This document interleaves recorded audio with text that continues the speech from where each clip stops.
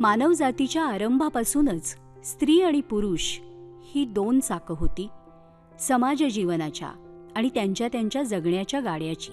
पण ही दोन चाकं काळाच्या प्रवाहात दोन चाकं म्हणून राहिली, पण दोन टोकावर कधी गेली हे कळलंही नाही. समाज जीवन आणि पुरुषाचं जगणं प्रवाहित राहिलं, पण स्त्रीचं जगणं मात्र थांबत थांबत, धडपडत, ठेचकाळत पुढे जात राहिलं. स्वतःच्या जगण्यासाठी मुळात आणि मग चांगलं सकस जगण्यासाठी स्त्रीला संघर्ष करतच राहावं लागलं. या तिच्या संघर्षात असंख्यांचा हातभार लागला हे निर्विवाद आहे. मात्र या संघर्षातून ती घडत राहिली, तिचं जगणं प्रगल्भ होत राहिलं, जाणीवा टोकदार होत राहिल्या. आणि म्हणूनच आज तंत्रज्ञानाचा सजग सुजाण वापर करत डिजिटल माध्यमातही तिचा वावर सहज प्रसन्न आहे. या माध्यमाची ताकद तिला कळली आहे आणि म्हणूनच स्वतःच्या उत्कर्षासाठी या माध्यमाचा योग्य वापर करण्याचं ज्ञान तिने आत्मसात केलं आहे. इथल्या आव्हानांना आणि अडथळ्यांना ती आत्मविश्वासाने तोंड देते आहे. ही नव्या जगाची नांदी आहे. ती पुरुषाच्या बरोबरीने 100% जगू शकेल की नाही हे येणारा काळच ठरवेल. पण सावित्रीबाईंनी जिला शिक्षणाच्या मुख्य प्रवाहात आणून ठेवलं, ती जगण्याच्या मुख्य प्रवाहात येण्याची धडपड करते आहे. आणि डिजिटल मीडियातला तिचा सहज वावर हे त्याचंच द्योतक आहे. डिजिटॉल होण्यात तिचा मोठा हातभार आहे. आणि हो, आता या डिजिटॉलमध्ये तिसऱ्या जेंडरचाही समावेश अगदी सहज झाला आहे. आणि ही नव्या जगाची नांदीच आहे.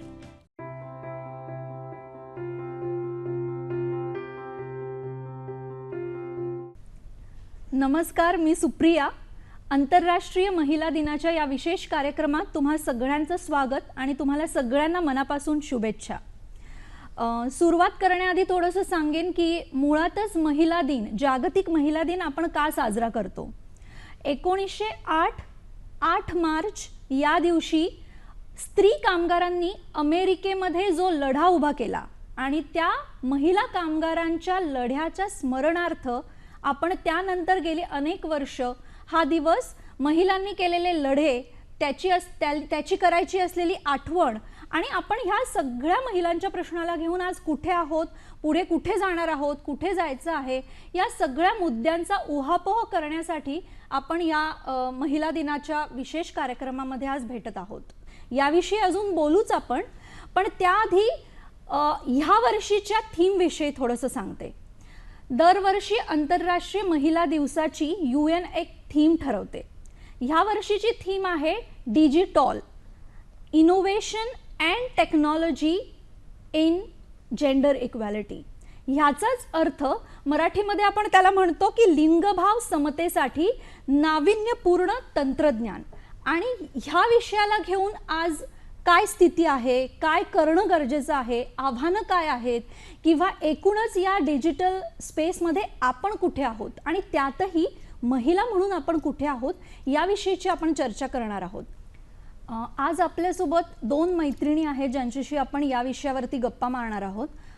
मी दोघींची ओळख करून देते. सगळ्यात आधी मी वंदना खरे यांची ओळख करून देते. स्त्रीवादी लेखिका, सामाजिक कार्यकर्त्या, पुन्हा स्त्री उवाच या वेबसाईटच्या प्रमुख संपादक आहेत आणि अनेक सामाजिक चळवळीशी त्यांचे जवळचे संबंध आहेत. त्यांनी लिंगभाव समता आणि समानता किंवा लैंगिकता याचे अनेक पैलू उलगडून टाकणारे लेख असतील, कार्यशाळा असतील, ह्या त्या सतत घेत आहेत गेली अनेक वर्ष. आणि त्यांची पुस्तकं तर आहेत, पण त्याच्यातही नवज्योती सह्याद्रीच्या 5 प्रश्न 100 उत्तरं ही लक्षात राहिलेली पुस्तकं आहेत. अनेक संस्था संघटनांसोबत त्यांनी महाराष्ट्रात काम केलेलं आहे. गेल्या 20 वर्षांचा एकूणच जेंडर या मुद्द्यावरती त्यांचा अनुभव आहे. आणि मुख्यतः मला हे सांगायला आवडेल की माझी ओळख ज्याच्यामुळे त्यांच्याशी झाली ते म्हणजे योनीच्या मनीच्या गुजगोष्टी, वजायना मोनोलॉग हे मराठीमध्ये महाराष्ट्रात आणण्याचा प्रयोग त्यांनी केला. त्यासाठीही त्यांचं अभिनंदन आम्ही नेहमीच करतो.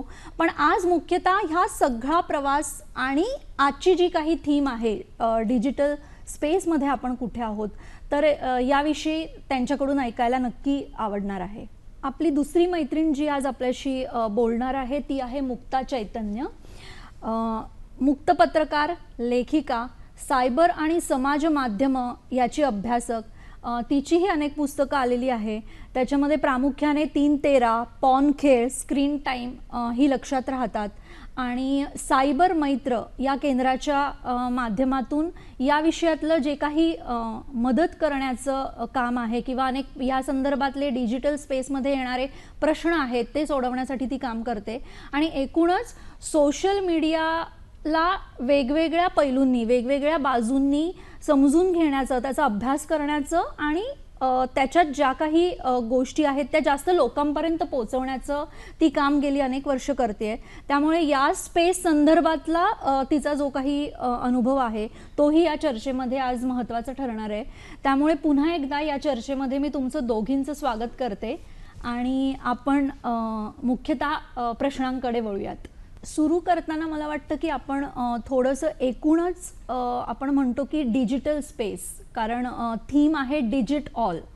तर ही काही डिजिटल स्पेस आहे आणि त्याच्यामध्ये आपण पाहतोय की गॅप आहे आणि मुख्यतः तो गॅप जेंडरचा आहे.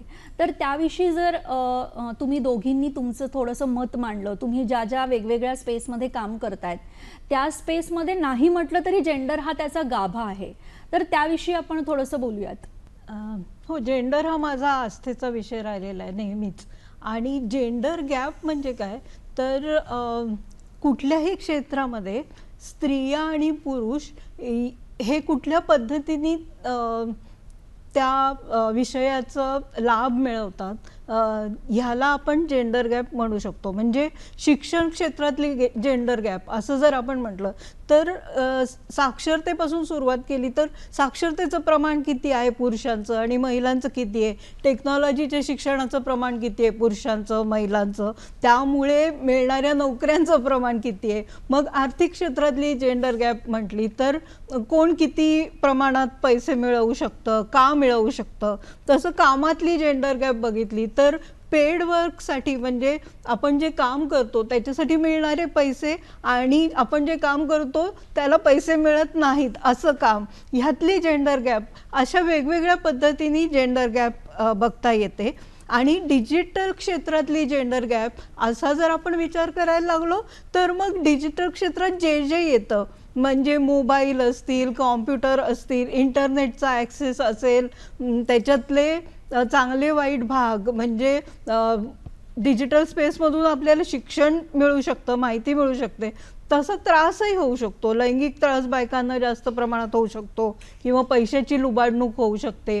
अशा वेगवेगळ्या प्रकारांनी जे जे घटक असतात डिजिटल स्पेसचे त्याच्यामध्ये स्त्रिया पुरुष यांच्या ॲक्सेसमध्ये म्हणजे फायदा मिळवण्यात आणि मालकी असण्यात जी गॅप असते, साधनांची मालकी आणि साधनांचे लाभ, ह्या संदर्भातली गॅप म्हणजे डिजिटल क्षेत्रातली जेंडर गॅप असं आपण म्हणू शकतो. मी अगदी सहमत आहे. कारण आपल्याला असं वाटतं सर्वसाधारणपणे की बायका खूप सोशल मीडिया वापरतात किंवा असा एक समज असतो की म्हणजे तू व्हॉट्सअप मेसेज पण बघत असतील तर त्याच्यात असतं की घरातल्या सुना कशा मोबाईलमध्ये अडकल्यात, ह्या स्वरूपाचे मेसेज खूप फिरत असतात.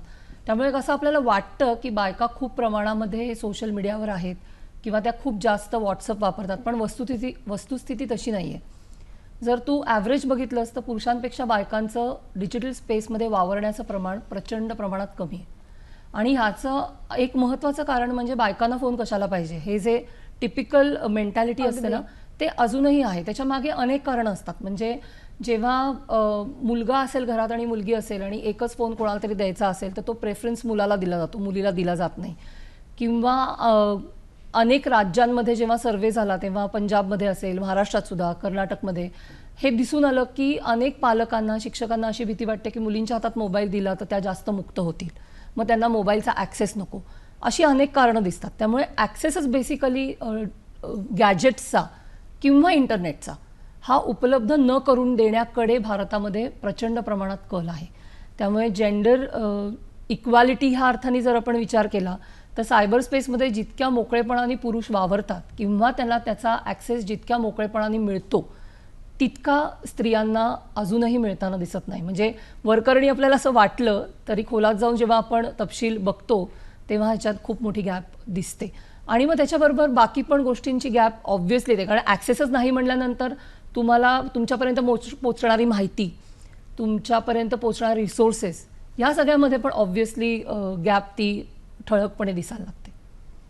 मला ह्याच्यात एक छोटीशी भर घालावीशी वाटते की आता मुक्ता जसं म्हणाली की भारतामध्ये खूप जेंडर गॅप आहे, वेगवेगळ्या राज्यांमध्ये वेगवेगळी, पण जगात सुद्धा बघितलं ना तर ज्या देशांमध्ये मोठ्या प्रमाणावर तंत्रज्ञानाचा प्रसार झालेला आहे तिथे ही जेंडर गॅप कमी दिसते. आणि आपल्या साऊथ एशियामध्ये किंवा आफ्रिकेमध्ये ही जेंडर गॅप जास्त प्रमाणात दिसते, कारण तिथे इतर संसाधनांच्या वापरामध्ये सुद्धा मोठी जेंडर गॅप आहे. म्हणजे डिजिटल क्षेत्रातली जेंडर गॅप ही इतर क्षेत्रातल्या जेंडर गॅपवर सुद्धा खूप अवलंबून आहे. म्हणजे जसं आपल्या देशामध्ये किंवा आफ्रिकन देशांमध्ये सुद्धा बघितलं तर साक्षरतेचं प्रमाणच मुळात महिलांचं साक्षरतेचं प्रमाण खूप कमी आहे. आपल्या देशात फक्त 65% महिला साक्षर असतात आणि पुरुष 80% वर पुरुष साक्षर असतात. तर ही जेंडर गॅप शिक्षण क्षेत्रातली तिचंच प्रतिबिंब डिजिटल क्षेत्रात पण दिसतं. आणि मग त्याला मुक्ता म्हणाली तशी जोड मिळते की स्त्री पुरुषांमधली जी विषमता आहे त्यामुळे पण ती जेंडर गॅप आणखीन वाढत जाते. अगदी बरोबर, कारण त्यामुळे आपण फक्त डिजिटल स्पेस आणि त्याच्यात असलेली जेंडर गॅप असा विचार करून नाही चालणार आहे, कारण ते आयझोलेशनमध्ये विचार केल्यासारखं होईल. त्यामुळे इतर ठिकाणी जिथे जिथे नेहमीच्या आयुष्यामध्ये गॅप आहे ती जोपर्यंत भरून येणार नाही तोपर्यंत ही गॅप पण भरून येणार नाही. म्हणजे मुळातच आपण सगळ्यांनी खरं तर कोविडच्या काळामध्ये अनुभव घेतला की टेक्नॉलॉजी हे एकमेव माध्यम होतं जिनी गावागावांना, शहरांना एकूणच आपल्याला जोडून ठेवलं. आणि त्या काळात खरं तर त्या काळानंतर ही थीम येणं हेही त्या दृष्टीने महत्त्वाचं वाटतं, कारण आपण सगळेच विचार करायला लागलो की आपल्याला लोकांपर्यंत पोहोचण्यासाठी, म्हणजे माझा अनुभव हा स्वयंसेवी संस्था म्हणून आलेला आहे आणि गावागावांमध्ये ज्या पद्धतीने मोबाईल फोन असेल या माध्यमातून पोचणं असेल आणि फक्त मदत पोचणं नाही की अशा कठीण परिस्थितीमध्ये आम्ही सोबत आहोत हे सांगणं असेल, तर अशा अनेक पद्धतीने टेक्नॉलॉजीने आपल्या आयुष्यात आत्ता काय म्हणू त्याला एक महत्त्वाची भूमिका बजावलेली आहे. आणि आत्ता आपण असं अजिबात म्हणू शकत नाही की टेक्नॉलॉजी नसली तरी चालेल, आपण जगू शकतो. त्यामुळे तो आपल्या जगण्याचा खरं तर एक अविभाज्य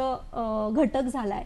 आणि ह्या चर्चेला पुढे नेताना थोडंसं असंही आपण बोलावं असं वाटतं की ही जरी वस्तुस्थिती असली की आपल्याला माहिती आहे की भारताचा जेंडर गॅप इंडेक्समध्ये 135वा नंबर आहे, पण तरीही अशी अनेक उदाहरणं आज आपल्याकडे आहेत जिथे व्हॉट्सअपसारखी माध्यमं वापरून वेगवेगळ्या पद्धतीचे प्रयोग होतात, लोकांपर्यंत पोहोचण्याचे प्रयोग होतात. तर किंवा अशी उदाहरणं आम्ही पाहिलेत की महिला शेतकरी रील्स बनवतात आणि आपलं जे काही काय म्हणू त्याला पीक आहे त्याला लोकांपर्यंत पोहोचवण्याचा प्रयत्न करतात. तर मला वाटतं आपण आव्हानांबद्दल नक्की चर्चा करूया, पण थोडंसं आपण प्रेक्षकांना हेही सांगूयात का की आपला अनुभव, म्हणजे तुम्ही दोघीही काम करतात तर तुमचा अनुभव काय राहिला आहे की हे माध्यम कशा पद्धतीने पॉझिटिव्हली वापर होतो आणि मुख्यतः महिला आणि मुलींनी याचा कसा वापर केलेला आहे? पॉझिटिव्हली वापर तर होतोच आहे. म्हणजे जरी बायकांचं प्रमाण तिथे कमी असलं तरी खूप स्मार्टली वापरताना दिसतात. जसं तू म्हणलीस की शेतकरी महिला स्वतःच्या पिकाच्या बद्दलचे रील्स करतात, तसं अनेक व्हॉट्सअप ग्रुप्स आहेत की जिथे बायकांनी छोटे छोटे व्यवसाय, गृहउद्योग जे आहेत त्यांना प्रमोट करण्यासाठी ते प्लॅटफॉर्म्स वापरलेले आहेत. किंवा सोशल मीडियावरचे अनेक ग्रुप्स की जे फक्त महिलांचे असतात किंवा मिक्स ग्रुप पण असतात, पण तिथून सुद्धा व्यावसायिक संधी अनेक प्रकारच्या महिला स्वतःसाठी उपलब्ध करून घेतात. त्यामुळे हे माध्यम वाईट आहे किंवा त्याचे फक्त दुष्परिणाम आहेत किंवा त्याची फक्त आव्हानं आहेत असं अजिबात नाही आहे. असं कोणीच समजू नये, कारण माध्यम मला नेहमी असं वाटतं की ते न्यूट्रल असतं. तुम्ही कसं वापरता आणि तुम्ही ते कसं समजून घेता ह्याच्यावरती त्याचे परिणाम दुष्परिणाम काय होणार आहेत हे अवलंबून असतं. आणि सगळ्यात महत्त्वाची गोष्ट म्हणजे आपल्याकडे माध्यम शिक्षण हा प्रकारच नाही आहे. म्हणजे टी व्ही आले तेव्हा पण नव्हता, रेडिओ आले तेव्हा पण नव्हता, डिजिटायझेशन झालं त्याच्यानंतर पण आपण माध्यम शिक्षणाकडे तितकं गांभीर्याने कधी बघितलंच नाही.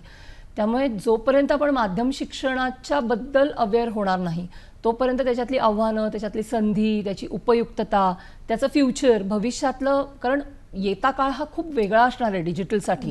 म्हणजे आता आपण हे सगळं चर्चा करतोय पण 5 वर्षांनी ही चर्चा पूर्णपणे बदलणार आहे, जसं जसं AI वाढेल आणि बाकी गोष्टी येतील. त्यामुळे ह्याची साक्षरता जर झाली ना तर जेंडर गॅप पण भरून निघायला मदत मिळते, पॉझिटिव्हली वापराकडे पण लोक जातात आणि ह्याचे जे दुष्परिणाम आता दिसायला लागलेत ते कमी कसे करता येतील ह्याच्याबद्दल निदान विचार तरी आपण सगळे मिळून करू शकतो. त्यामुळे मला असं वाटतं की पॉझिटिव्ह गोष्टी डेफिनेटली आहेत, खूप साऱ्या आहेत. म्हणजे ते व्यावसायिक संधी म्हणून आहेत, कम्युनिटी बिल्डिंग म्हणून अनेक महिला ह्याचा वापर करतात. म्हणजे कॅन्सर सर्वायवल महिला असतील किंवा त्यांच्या घरातल्या स्त्रिया असतील, ह्या कम्युनिटी बिल्डिंगसाठी ह्या सगळ्या प्लॅटफॉर्म्सचे खूप चांगले उपयोग करून घेतात असं आत्ता तरी एकूण दिसतं आहे. म्हणजे बदल होत आहेत त्याच्यामध्ये. अगदी डिजिटल तंत्रज्ञान वापरायची इच्छा असलेल्या मुली खूप असतात. मला आठवतंय धारावीतल्या काही मुलींना मी भेटले होते, तेव्हा त्या साधारण 14-15 वर्षाच्या होत्या. ही 3-4 वर्षांपूर्वीची गोष्ट आहे. तर त्या 14-15 वर्षाच्या मुलींनी, ज्या सध्या 8वी-9वीत असतील, त्यांनी अँड्रॉइडवरती ॲप बनवली होती. आपल्या कम्युनिटीला उपयोग होईल अशी ॲप्स बनवली होती. म्हणजे कम्युनिटीमध्ये पाणी येतं तर ते कोणत्या वेळी येतं आणि पाणी आल्यावर भांडणं होतात नंबर लावण्यासाठी वगैरे, तर तसं होऊ नये म्हणून त्याच्यात सुविधा निर्माण करण्यासाठी म्हणून पाण्याच्या वेळा लोकांना कळाव्यात, त्यांना व्हॉट्सअपवरती समजावं, नंतर ॲपवरती नंबर लावता यावेत आपल्या बादल्यांचे, अशा पद्धतीची ॲप बनवली होती. तसं त्यांनी सुरक्षेसाठी पण, महिला सुरक्षेसाठी ॲप बनवली होती. आणि असं इतक्या कमी शिकलेल्या आणि छोट्याशा मुलींनी स्वतःच्या गरजा समजून घेऊन समाजाला उपयुक्त असं ठरणारं असं तंत्रज्ञान वापरलं होतं. खूप कौतुकास्पद होतं. त्यांच्यावर बऱ्याच स्टोरीज झाल्या होत्या, मी पण स्टोरी केली होती. तर असं होत आहे, पण त्याला अजून वाव मिळाला पाहिजे हे मी नक्की म्हणेन. आणि थोडंसं याला जोडून तुम्हाला विचारावं असं वाटतं की हा जो प्रयोग आहे पुन्हा स्त्री उवाच, तर हे सुद्धा एक वेबसाईट आहे आणि तुम्ही अनेक हातांना लिहिण्यासाठी सांगत असता कायम, तर त्याविषयी सांगा ना की त्याचा अनुभव कसा आहे. हो, तोही एक डिजिटल तंत्रज्ञानातला पॉझिटिव्ह वापर असं म्हणता येईल. पुन्हा स्त्री उवाच हे वेब पोर्टल आहे. म्हणजे तिथे जरी ते मी संपादन करत असले तरी मी एकटी लिहित नाही त्या पोर्टलवरती. खूप लोकांना त्यात लिहावं यासाठी मी प्रोत्साहित करत असते. त्यासाठी वेगवेगळे आवाहनं करत असते वाचक वर्गाला. आणि तिथे जे लेख प्रकाशित करते मी, ते पोचवण्यासाठी परत मी सोशल मीडियाचा वापर करते. म्हणजे फेसबुक, व्हॉट्सअप, इंस्टाग्राम, इथे मी असा लेख प्रकाशित झालेला आहे हे सांगते आणि त्याचा प्रसार करायचं काम करते. तर त्यातला माझा अनुभव खूप पॉझिटिव्ह आहे. म्हणजे त्याची सुरुवात माझं उदाहरण देऊन मी करेन की आता ह्या माझ्या वेबसाईटला 5 मार्चला 4 वर्ष पूर्ण होतील. तर 4 वर्षांपूर्वीची मी अशी होते की मला ब्लॉग कसा बनवायचा आणि त्याच्यात वेगवेगळे टॅब्स कसे लावायचे हे सुद्धा कळत नव्हतं. पण मी यूट्यूबवर बघून ते सगळं शिकले की कसं काय सगळं मांडणी करायची आणि मग तर जास्तीत जास्त छान अट्रॅक्टिव्ह कसं दिसेल ते बनवायचं, यूट्यूबसाठी व्हिडिओज बनवायचे, हे सगळं मी स्वतःच शिकले आणि ते मी करू लागले. आणि त्यामुळे काय झालं की हा माझा सगळा फर्स्ट हँड एक्सपिरियन्स असल्यामुळे मी आत्मविश्वासाने लोकांना सांगू शकते की मी 50शी उलटल्यावर सुद्धा हे सगळं शिकू शकते, करू शकते, तुम्हीही नक्कीच करू शकता.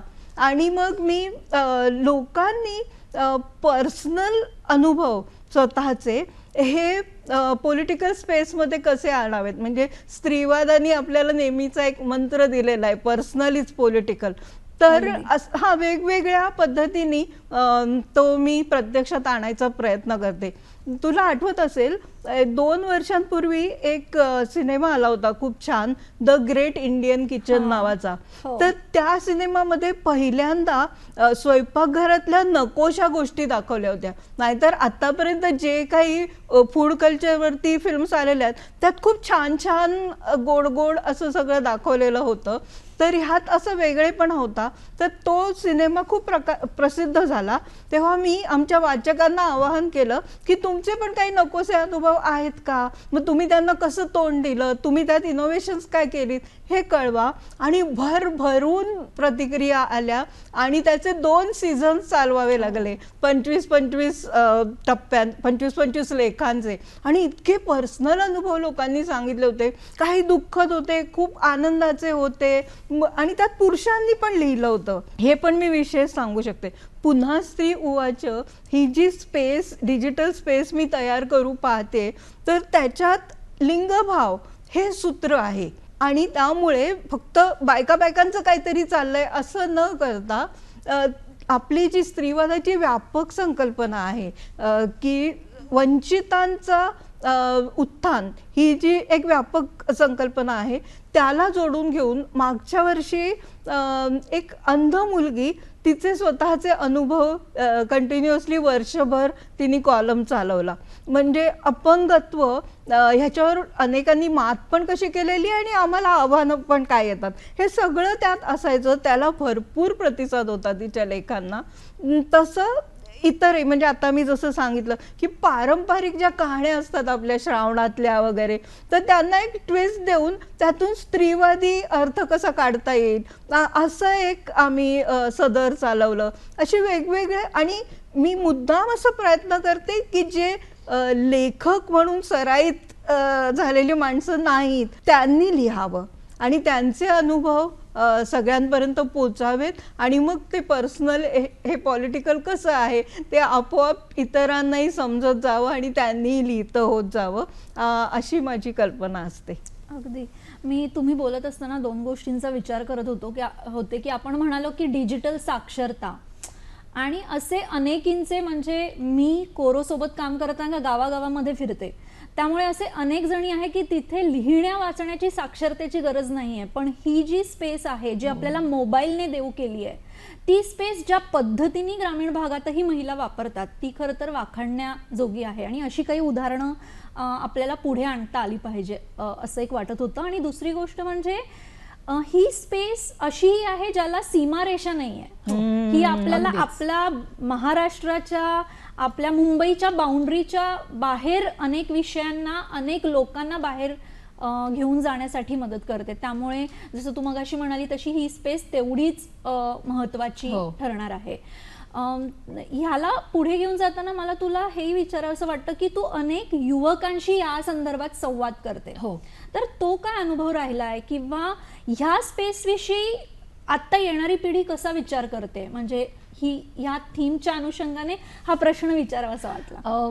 हे खूप इंटरेस्टिंग आहे कारण आत्ताची जी पिढी आहे, म्हणजे ज्याला जेन झी असं म्हटलं जातं, की जे साधारण 19, 20, 22 म्हणू आपण, त्याच्या खालची जी पिढी आहे वय वर्ष 22, हे लोक ना खूप वेगळा विचार करतात. कारण तुझी पिढी असेल, माझी पिढी असेल किंवा ताईंची पिढी असेल, हे सगळ्या आत्तापर्यंतच्या ज्या पिढ्या आहेत ना ह्या बऱ्यापैकी पुस्तकांवर पोचलेल्या पिढ्या आहेत. हां, म्हणजे आपलं सगळं ज्ञान, आपली सगळी इन्फॉर्मेशन ही पुस्तकांवर अवलंबून होती. मग ती शाळेची पुस्तकं असतील, लायब्ररीतनं आपण आणणारी पुस्तकं असतील, वर्तमानपत्र असतील, मासिकं असतील, म्हणजे लिखित मजकुरावरती आधारित आपली सगळी माहिती किंवा आपलं ज्ञान गोळा करण्याचं साधन हे अशा पद्धतीचं होतं. ही पहिली पिढी आहे की जी पुस्तकांवर अवलंबून नाहीये. म्हणजे हे मी चांगलं वाईट अशासाठी म्हणत नाहीये, वस्तुस्थिती. त्यांचा पॅटर्न वेगळा आहे, ते ऑडिओ व्हिज्युअल आहेत. त्यांना सगळ्या गोष्टी ह्या ऑडिओ व्हिज्युअल माध्यमातून चटकन कळतात, परसिव्ह होतात आणि त्यांना त्या आवडतात. म्हणजे जेव्हा मी टीनेजर्स बरोबर काम करते तेव्हा ती मुलं पुस्तकं वाचत नाहीत का, वाचतात. म्हणजे हा जो एक सर्वसाधारण समज आहे ना आपल्याकडे की मुलं पुस्तकं वाचत नाहीत वगैरे, अशी परिस्थिती नाही आहे. पण ती कागदावरची पुस्तकं नाही वाचत. त्यांच्या वाचनाच्या पद्धती वेगळ्या आहेत. का पद्धती वेगळ्या आहेत? कारण ते डिजिटलमध्ये जाऊन वाचतात. डिजिटलमध्ये जाऊन बघतात. त्यामुळे त्यांचा संपूर्ण विचार करण्याचा जो प्रकार आहे किंवा पद्धत आहे ना, ती आपल्याला समजत नाही अनेकदा, कारण आपण कधीच त्या स्पेसमध्ये टीनेज असताना नव्हतो. म्हणजे आधीच्या कुठल्याही पिढ्यांमधली तरुण होणारी मुलं मुली त्या वयामध्ये त्या स्पेसमध्ये वावरलेली नाहीत. त्याच्यामुळे अनेकदा ते जे काही बोलता आहेत, म्हणजे उदाहरण अगदी सोपं द्यायचं झालं तर त्यांचे जे व्हॉट्सअप ग्रुप असतात किंवा इवन इन्स्टा ग्रुप्स असतात, तिथे ना प्रचंड मोकळ्या भाषेत ती मुलं बोलत असतात आणि प्रत्यक्षात ती एवढी मोकळ्या भाषेत बोलत नाहीत. सो अनेकदा मला असा प्रश्न पडतो की मोकळ्या भाषेत म्हणजे अगदी शिव्यांपासून आरेतुरेपासून म्हणजे आपण कल्पना करू शकणार नाही इतका मोकळेपणा त्यांच्या भाषेत आणि त्यांच्या व्यक्त होण्याच्या पद्धतीमध्ये असतो. तर मला अनेकदा हा प्रश्न पडायचा की असं का, म्हणजे जर तुम्ही प्रत्यक्ष नाही बोलू शकत ते, तर त्यांचं म्हणणं असं आहे की वी आर मोर कम्फर्टेबल, आम्हाला ती स्पेस जास्त कम्फर्टेबल वाटते कारण आम्ही लहानपणापासून ती स्पेस बघत आलेलो आहोत. आपल्याकडे कसं होतं, मूल जन्माला येतं, बसत नाही तोवर त्याच्यासमोर मोबाईल धरला जातो. त्यामुळे ते मूल मोबाईल बरोबर किंवा डिजिटल स्पेस बरोबर वाढतं. त्याच्यामुळे तू जे म्हणतेस ना की ते वेगळं दिसतं का, तर हो, ते जगच वेगळं आहे. म्हणजे मला अनेक मुलं असं सांगतात की आमच्या घरातल्या माणसांना आम्ही म्हणतो की तुम्ही वेगळ्या प्लॅनेटवरचे आहात, वेगळ्या ग्रहावरनं आलेले आहात, आम्हाला रिलेट नाही करतायत. कारण त्यांचं सगळंच जग, म्हणजे त्यांची रिलेशनशिप्स असतील, त्यांची भांडणं असतील, त्यांचं प्रेमात पडणं असेल, ब्रेकअप्स असतील, इन्फॉर्मेशन गोळा करणं असेल, बातम्या मिळवणं असेल, स्वतःला वेगवेगळ्या स्कॉलरशिप्ससाठी ची माहिती मिळवणं असेल स्वतःसाठी, एज्युकेशन असेल, हेल्थ असेल, प्रत्येक गोष्ट ही त्या मुलांची डिजिटल स्पेसवरती आज अवलंबून आहे. ती मुलं सगळ्या गोष्टी तिथे जाऊन करतात. त्यामुळे ह्याच्या पुढच्या काळात ही जनरेशन ही स्पेस कशी वापरणार आहे आणि त्यांना आपण ही स्पेस अधिकाधिक चांगली वापरण्यासाठी कसं तयार करू शकतो, हे आपल्या पुढचं सगळ्यात मोठं आत्ताचं आव्हान आहे असं मला वाटतं. कारण जेवढा म्हणजे आपल्या आयुष्यातला जवळपास त्यांचा 99% वेळ हा डिजिटल स्पेसमध्ये जातो असं आपण गृहीत धरलं तर डिजिटल साक्षर नुसतं करून उपयोगाचं नाहीये. त्याच्या सगळ्या बाजूबद्दल त्यांना अवेअर करणं, त्यांना सक्षम करणं, आणि ते खरे उद्याचे नेटिझन्स आहेत. त्यामुळे ते जितके समंजसपणाने समतोलपणाने ही सगळी स्पेस वापरतील, तितका या स्पेसचा चांगला उपयोग आपल्याला पुढच्या काळात दिसत जाईल. अगदी बरोबर आहे. आणि याविषयी अजून थोडंसं पुढे बोलणारच आहोत आव्हानाविषयी, पण आत्ता थोड्या वेळासाठी विश्रांती घेऊया आणि परत भेटूया.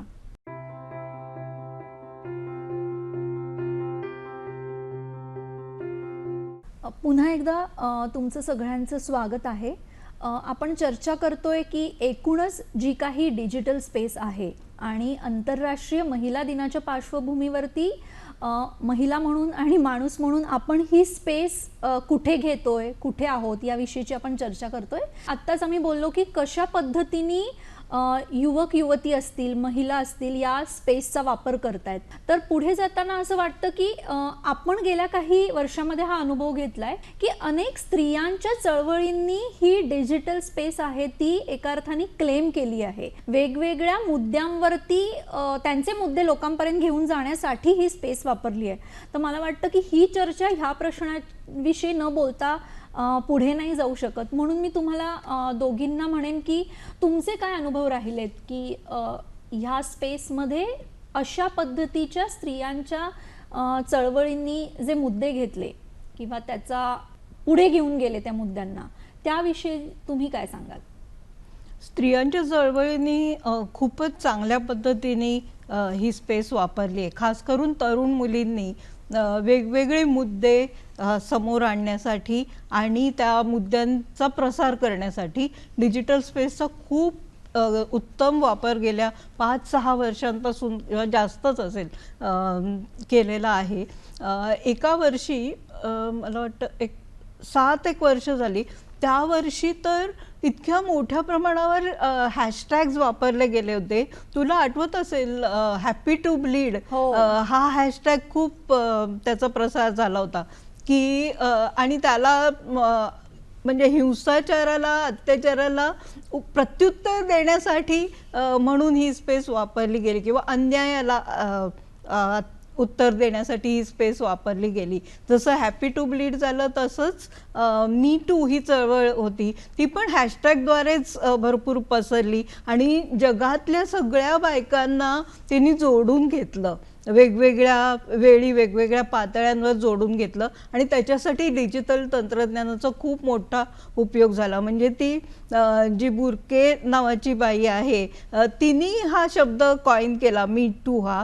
तिने हॅशटॅग सुरू केला आणि मग तो अनेक क्षेत्रातल्या म्हणजे मनोरंजन क्षेत्रातल्या बायका असतील, अकॅडमिक क्षेत्रातल्या असतील किंवा भारतीय संगीत असेल, कुठलंही क्षेत्र असं उरलं नाही की ज्याच्यात काम करणाऱ्या बायका असं म्हणत नाहीयेत की हो माझ्यावर सुद्धा अन्याय झालाय. हे मी टू असं म्हणण्याचं एक प्रकारे धैर्य दिलं. तू जसं मुक्ता मगाशी म्हणालीस की प्रत्यक्षात बोलणं व्यक्तींनी आणि डिजिटल स्पेसमध्ये बोलणं हे वेगळं असतं. तसं प्रत्यक्षात गप्प बसणाऱ्या बायका ज्या कितीतरी वर्ष गप्प बसल्या होत्या, त्यांनी सुद्धा स्वतःवरच्या अन्यायाला उद्गार दिला डिजिटल स्पेसमध्ये. तसं पिंजरा तोड नावाची एक चळवळ मला आठवते.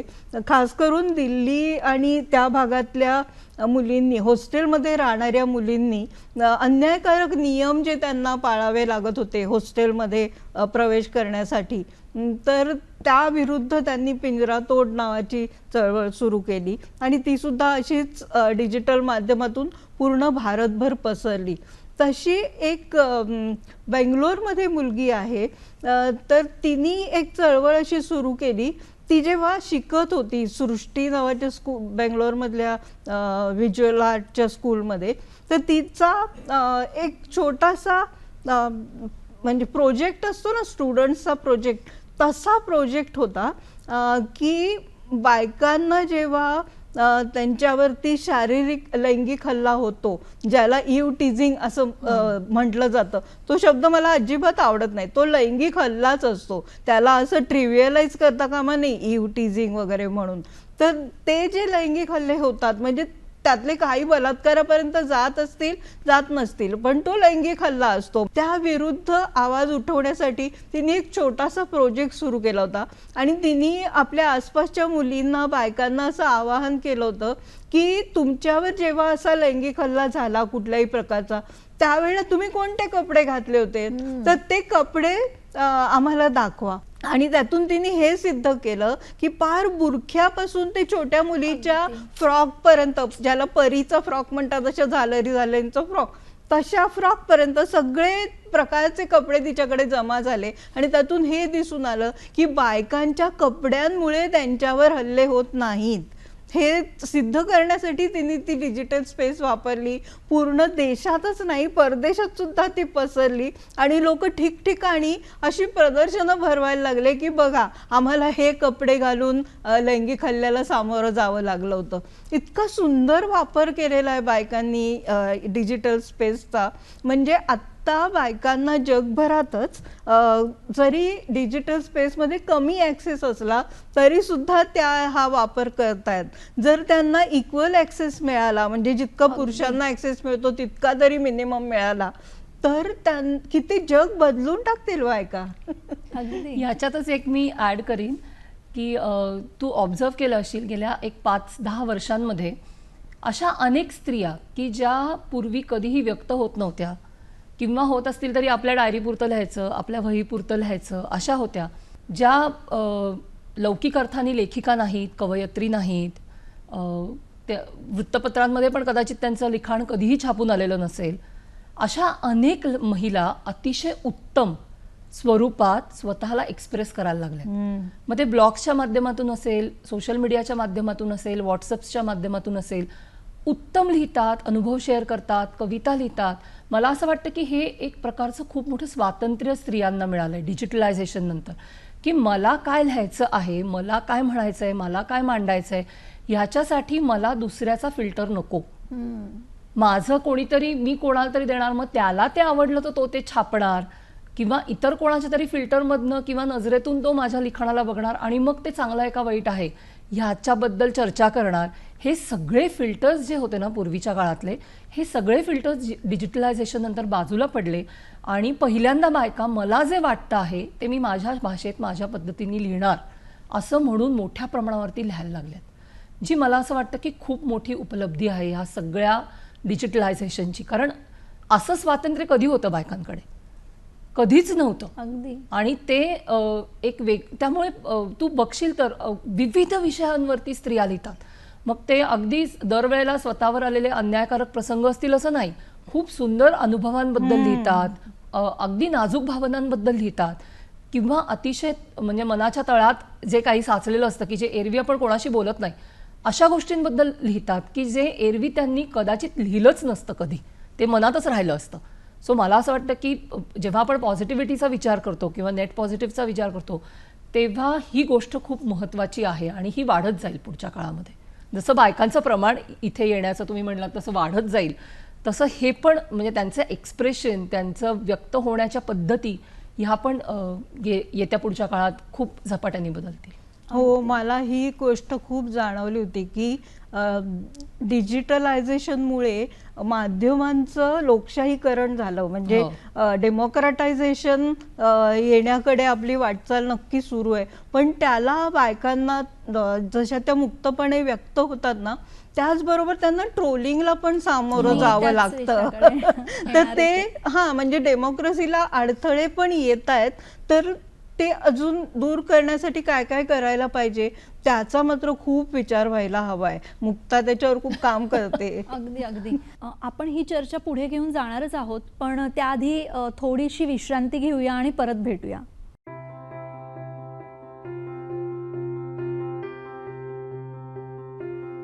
आणि जेव्हा तुम्ही दोघी बोलत होता तेव्हा मला हेही आठवत होतं, मुंबईमध्ये जेव्हा आम्ही काही संस्था संघटनांनी जी चळवळ उभी केली, जी अर्थात राईट टू पीची होती, आणि विषय असा होता की महिलांना मुताऱ्यांचे अधिकार मिळावे.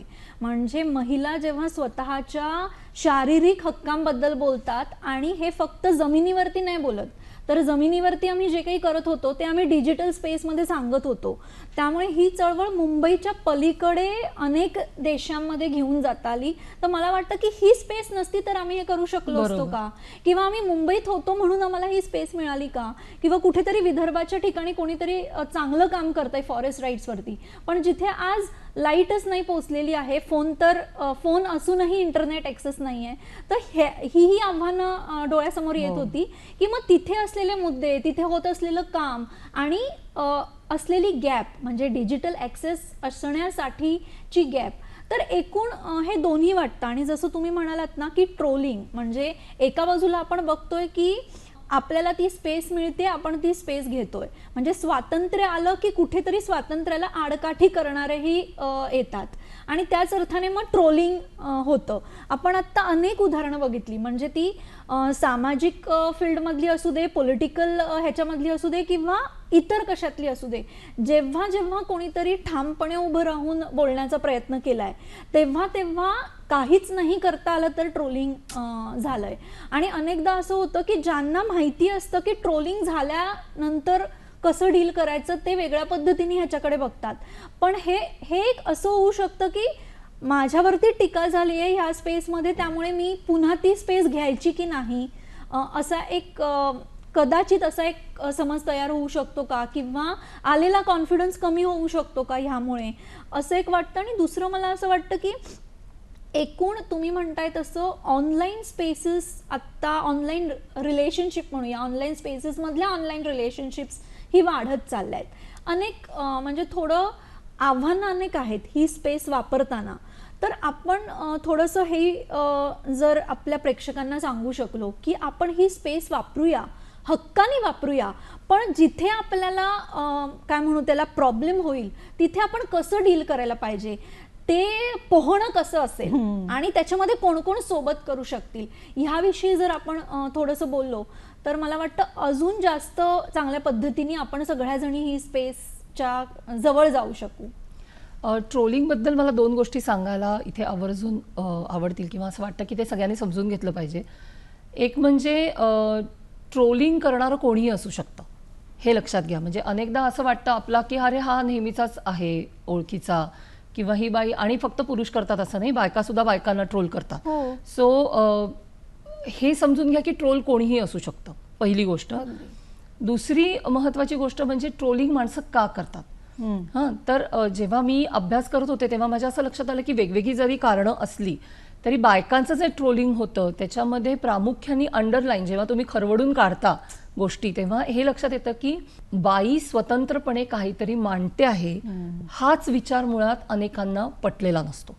की समाजमान्य चौकटीत ती जे काही बोलत असते ते ॲक्सेप्टेड असतं, त्याच्याविषयी ट्रोलिंग फारसं कधी होताना दिसत नाही. जर तू एक्झाम्पल्स बघितलीस तर समाज चौकटीच्या बाहेर जाऊन जेव्हा बाई काहीतरी बोलायला सुरुवात करते तेव्हा तिथे मॅक्झिमम वेळेला ट्रोलिंगची सुरुवात होते.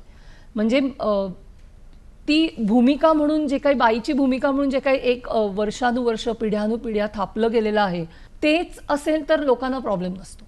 सो तुम्ही जर वेगळं लिहिणार असाल, तुम्ही जर आउट ऑफ बॉक्स जाऊन लिहिणार असाल, तुम्ही जर भूमिकांच्या पलीकडे बोलणार असाल तर ह्याची थोडीशी तयारी पाहिजे की समोरचा हल्ला होऊ शकतो, आणि हल्ला झाला तर मी सक्षम आहे, खंबीर आहे तो हल्ला झेलायला. आता हल्ला झेलायचा म्हणजे काय करायचं, अगदी सोप्या गोष्टी असतात ग. खरं म्हणजे की आपल्याकडे ब्लॉक नावाचं एक बटण सर्व डिजिटल स्पेसेसमध्ये दिलेलं आहे, आणि अनेक बायकांना ते वापरताना अतिशय भीती वाटते, का? संकोच वाटतो. म्हणजे हे माझ्या रिसर्चमध्ये मला लक्षात आलं की नाही, मग समोरच्याला काय वाटेल, मग मी ब्लॉक केलं. काय होतं, मी एखाद्याला ब्लॉक केलं तर तो ब्लॉक झालेला व्यक्ती परत त्याच्या वॉलवर टाकतो की हिला मी असं असं म्हणलं म्हणून हिने मला ब्लॉक केलं. कॉमन फ्रेंड्स असतात. मग बायकांना असं वाटायला लागतं की नाही, मग माझी इमेज कशी होईल, माझ्याबद्दल लोक काय म्हणतील, किंवा एखादा समोरचा व्यक्ती ओळखीचा असतो आणि तो ट्रोल करत असतो, मग त्याला ब्लॉक करायचं का नाही, असे अनेक प्रश्न बायकांना पडतात. हे पडण्याची गरज नाही. ब्लॉक हे तुमच्यासाठी सेफ्टी गार्ड आहे, ते सेफ्टी म्हणून दिलेलं फीचर आहे की तुम्हाला एखादा व्यक्ती न्यूसन्स करतोय असं वाटतंय, त्रासदायक आहे, तुम्हाला छळ करतो आहे ऑनलाईन स्पेसमध्ये, तर तुम्ही त्याला ब्लॉक करणं लागता. त्याच्यामध्ये स्वतःला प्रश्न विचारण्याचं कारण नाही, पहिली गोष्ट. दुसरं, तू म्हणलीस असं की काय करायला पाहिजे. अगदी सोपं असतं की त्याच्यासाठी तुम्ही तुमचा वावर तिथल्या स्पेसमधला कमी करण्याचं काही कारण नाही आहे. म्हणजे एखादा व्यक्ती तुमच्यावरती टीका करतोय म्हणून तुम्ही घरात लपून बसण्यासारखं आहे ते. सो ते करण्याचं काही कारण नाही. एकतर आपण दुर्लक्ष करू शकतो, त्या व्यक्तीला ब्लॉक करू शकतो, अनफ्रेंड करू शकतो, अनफॉलो करू शकतो. हे सगळे फीचर्स का दिलेले आहेत, हे फीचर्स तुम्हाला सुरक्षित करण्यासाठी दिलेले आहेत. त्यामुळे हे फीचर्स वापरताना कोणीही कधीही कसलीही शंका घेऊ नये किंवा संकोच करता कामा नाही. आणि त्याच्या उपर ट्रोलिंग झालं म्हणजे मी अशा केसेस बघितल्या आहेत की जिथे बलात्काराच्या धमक्या दिल्या जातात किंवा मारहाणीच्या धमक्या दिल्या जातात किंवा घरातल्या इतर स्त्रियांना इजा पोचवण्याच्या धमक्या दिल्या जातात. अशा पद्धतीचं जेव्हा एक्स्ट्रीम पद्धतीचं ट्रोलिंग होतं तेव्हा मात्र कायदेशीर मदत, सायबर सेलची मदत ही घेतली गेली पाहिजे. आपल्याकडे रिपोर्टिंगचं प्रमाण पण खूप कमी आहे. म्हणजे बायका पटकन जाऊन रिपोर्ट करत नाहीत की ह्यानी मला ट्रोल केलं किंवा ह्यानी मला गलिच्छ भाषेमध्ये तो माझ्याविषयी बोलतो आहे, हे बायका रिपोर्ट नाही करत. जोपर्यंत आपण रिपोर्ट करणार नाही ना तोपर्यंत ट्रोल करणाऱ्या माणसांना हे समजणार नाही की ह्याच्यावरती शिक्षा होऊ शकते, ह्याच्यावरती तुम्हाला कायदेशीर कारवाईला सामोरं जावं लागू शकतं.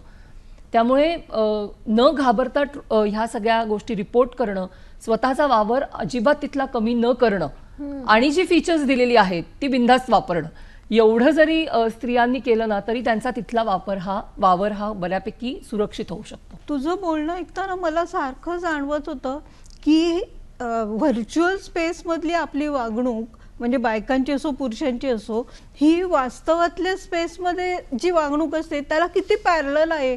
अगदी म्हणजे जेव्हा प्रत्यक्षामध्ये आपल्याला त्रास दिला जातो, म्हणजे समजा अगदी साधं उदाहरण असेल की बसमध्ये आपण बसलेलो आहे आणि समोरचा पुरुष आपल्याकडे टक लावून बघतोय, तर त्याचा कुठल्याही बाईला त्रास होतो.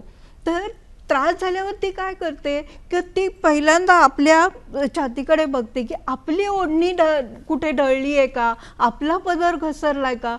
स्वतःलाच दोष देणं हे इतकं बिंबवलेलं आहे आपल्यावर.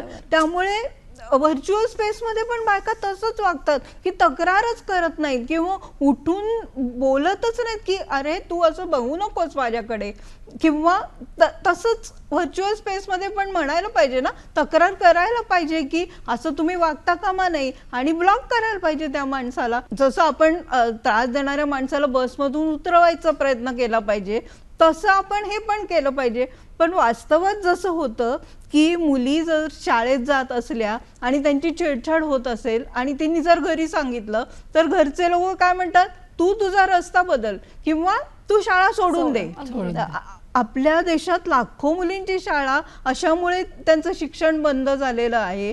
तर तसंच होतं ना की तू सायबर स्पेसमध्ये जाऊ नको, तू घरात बस, तू खिडक्या दारं लावून घे, असंच आपल्याला सांगण्यात येतं.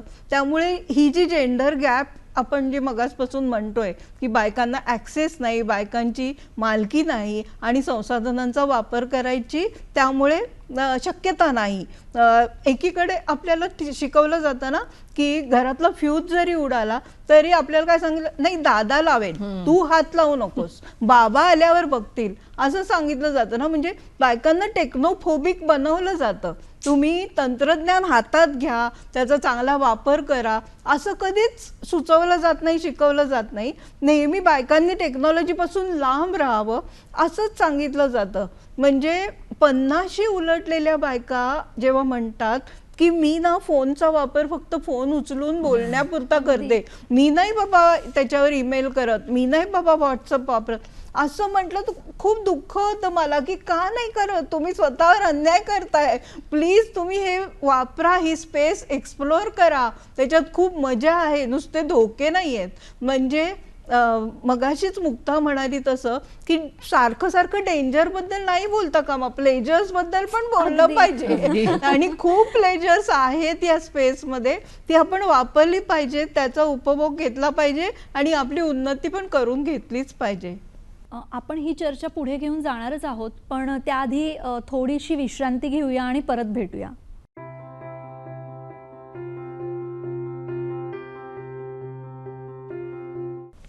आणि खरं तर हा परिघ आत्ता आपण बोलतोय समाज माध्यम म्हणून, पण एकूणच टेक्नॉलॉजी तंत्रज्ञानाचा परिघ हा कदाचित या पलीकडचाही आहे जिथे अजून आपण पोचलेलो नाही आहोत किंवा आपण त्या दिशेने चाललोय. त्यामुळे जसं तू सुरुवातीला म्हणाली होती, ही चर्चा तशी निरंतर आहे. बरोबर. कारण रोज दिवस उजाडेल तसं नवीन काहीतरी आपल्या समोर येतं. आज गुगलनी काय केलंय, आज फेसबुकनी काय केलंय, आज इंस्टाग्रामनी काय केलंय, आणि नवीन नवीन असं मला वाटतं की नवीन नवीन खिडक्या दरवाजे रोज आपल्यासाठी उघडत आहेत. त्यामुळे ऑफकोर्स ही सगळी आव्हानं असणारच आहेत. आणि जसं आपण म्हणतो की जेंडर म्हणून गॅप आहे, तर मला असंही वाटतं की असे अनेकही मुद्दे आहेत. जेंडर असेल, मग तो धर्म म्हणून असेल, मग जात म्हणून असेल, क्लास म्हणून असेल, मी कुठे राहते, गावात, शहरात, हे असे जे सगळे काय म्हणू त्याला पैलू आहेत या सगळ्याचे. तर असे वाटत होतं की आपण ह्या सगळ्या पैलूंना लक्षात घेता ही स्पेस अजून कशी सर्वसमावेशक करू शकतो, किंवा आपण काय करायला पाहिजे ही सर्वसमावेशक होण्यासाठी, असं मला वाटतं की ह्या चर्चेला खरं तर पुढे नेताना याविषयी आपण बोलायला हवं. इथे ना मला दोन गोष्टी सांगाव्याशा वाटतात. एक म्हणजे सर्वसमावेशक स्पेस करायच्याबद्दल जेव्हा आपण बोलतो तेव्हा ती फक्त युजर्सच्या बाजूची गोष्ट नसते.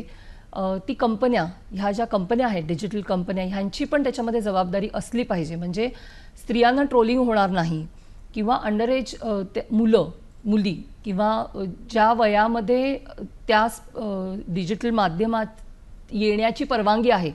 म्हणजे उदाहरण द्यायचं झालं तर इंस्टाग्रामवर तुम्ही 13 वर्षाच्या आधी जाऊच शकत नाही. जायचं असेल तर तुम्हाला पॅरेंटल ॲक्सेस द्यावा लागतो. तर ह्यावरती खूप बारकाईने लक्ष ह्या माध्यमा निर्मिती करणाऱ्या संस्थांचं पण पाहिजे.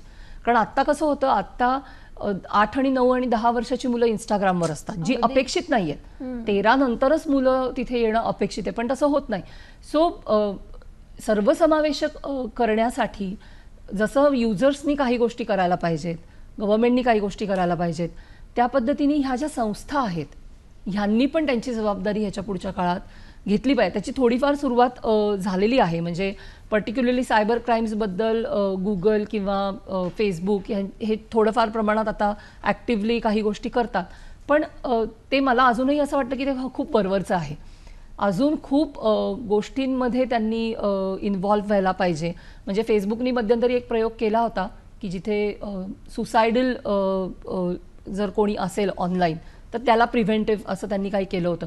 तर अशा ज्या मेथड्स आहेत ह्या अधिकाधिक जशा वापरल्या जातील पॉझिटिव्ह अंगाने, तसं सर्वसमावेशक हे माध्यम होणं आणि इथली जी एकूण गॅप आहे, डिस्क्रिमिनेशन आहे, इथले जे चॅलेंजेस आहेत ते हळूहळू कमी होत जातील. मला त्यांनी कंपन्यांबद्दल जसं सांगितलं की ही माध्यमं आता खूप कमर्शियलाइज झालेलीच आहेत, पण त्याच्या बरोबरीने सरकारची धोरणं पण असली पाहिजेत. म्हणजे त्याला पॅरलल असली पाहिजेत किंवा त्याला पूरक अशी धोरणं सरकारची पण असली पाहिजेत. सरकारने नुसतंच कोणाचं तरी आवाज बंद करण्यासाठी कशावर तरी बॅन करणं हे काय त्याच्यावरचं उत्तर नाहीये. म्हणजे तुम्ही किती दारं बंद करून ठेवणार ना, की आज ह्याच्यावर बॅन, उद्या त्याच्यावर बॅन, अशी ह्याची बंदी त्याची बंदी असं नाही करून चालत. माणसं म्हणजे मध्यंतरी तुला आठवत असेल 1-2-3 वर्षांपूर्वी पोर्नोग्राफिक साईट्सवरती बंदी घातली होती. काही पोर्नोग्राफिक साईट्सवर. आता इतक्या हजारो पोर्नोग्राफिक साईट्स आहेत, त्याच्यातल्या काही शेकडा साईट्सवरती बंदी घालून काय होणार आहे? आणि तुम्ही एका साईटवर जरी बंदी घातली तरी त्याची मिरर साईटमध्ये तुम्हाला ते सगळं बघता येतच आहे. तर ह्या बंदी घालण्यामुळे तसं काही फारसं साध्य होत नाही. तर मुळात आपल्याला मूल्यव्यवस्थेकडे पण आपल्या लक्ष द्यायला पाहिजे. म्हणजे सरकारी पातळीवर पण आणि वैयक्तिक पातळीवर पण, की आपण कोणती मूल्यव्यवस्था घेऊन त्या स्पेसमध्ये जातोय. जर का आपल्या वास्तवातल्या आयुष्यात जेंडर गॅप असली तर त्या तिथल्या ह्याच्यात पण असणारच आहे तिथे. सो ते असू नये म्हणून सारखीच मूल्यव्यवस्था तिथे आणि इथे लागणार आहे हे आपण पुन्हा पुन्हा बघतोच आहोत. तर ती कुठली मूल्यव्यवस्था आपण नेणार तिकडे, ह्याच्याकडे पण आपण लक्ष द्यायला पाहिजे असं मला वाटतं. आणि म्हणूनच खरं तर जी रिअल आयुष्यातली इमेज आहे आणि जी व्हर्च्युअल इमेज आहेत ह्या एकसारख्या आणि मूल्यव्यवस्थेला धरून असू शकतात का, म्हणजे याविषयी खरं तर एक सांगेन तुला जाता जाता पटकन. आपण आम्ही ना सगळ्या अभ्यासात काही वर्षांपूर्वीपर्यंत असं म्हणत होतो की रिअल इमेज वेगळी आहे, आभासी जग वेगळं आहे आणि वास्तव जग वेगळं आहे. खरं तर असं कधीच नव्हतं. आभासी जग आणि वास्तव जग वेगळं नाही, ते एकच आहे. ती स्पेस एकच आहे. आणि पॅन्डेमिक नंतर म्हणजे कोरोना महामारीनंतर तर हे सिद्ध झालं की आपण हायब्रिडच आयुष्य जगायला लागलो. दोन वेगळ्या स्पेसेसमध्ये आपण जगत नाही. आपला चेहरा जसा इथे आहे तसाच थोडा बहुत तिथे पण असतो. त्याच्यात फारसा फरक कधी असत नाही. किंवा कधी कधी असं होऊ शकतं इथे जे नाही होऊ शकत किंवा करू शकत नाही ते आपण आपल्या व्हर्च्युअल स्पेसमध्ये बनण्याचा होण्याचा एक प्रवास करत असतो.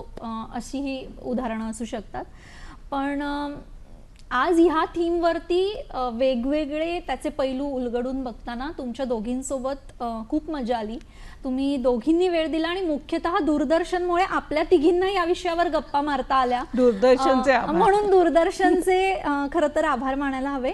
आणि जाता जाता पुन्हा एकदा सगळ्यांना आंतरराष्ट्रीय महिला दिनाच्या शुभेच्छा. मला वाटतं बोलत राहूया, लढत राहूया आणि अशा पद्धतीच्या या अनेक डिजिटल स्पेसेस आहेत त्या क्लेम करत राहूया आणि अजून नवीन नवीन दरवाजे या स्पेसमध्ये आपल्याला पुढे येतील. त्यामुळे चालत राहूया, या विषयावर बोलत राहूया आणि मुख्यतः हक्काने बोलत राहूया. धन्यवाद.